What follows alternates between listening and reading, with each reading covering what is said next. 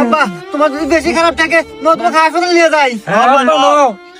আরে বাজান, না না, আমাকে আর হাসপাতালে নাই কামবো না, আমার সময় শেষ, আমি আর বাঁচবো না। আর শোন, আমি তো মরেই যামু, মরে যাওয়ার আগে তোকে আর কয়েকটা কথা কয়া যায়। তোরা তিনটো ভাই মিলামিশা থাকিস, কোনো নিজেদের মধ্যে বিবাদ টিবাদ করিস না। গেদা শাহিন, শোন, ওই যে উল্লাপাড়ার স্টেশন রোড ওই সাইড টুকা তুই নিস। আচ্ছা আব্বা। আর গাদা সিংকু তুই শোন, ওই যে সিরাজগঞ্জ চায়নাবাদ ওই সাইটে অনেক লোকজন, লোকের লোক আরো নয়, ওখানে ব্যবসাও ভালো হয়, ওই সাইডটুকটা তুই নিস বাজান। ঠিক আছে আব্বা।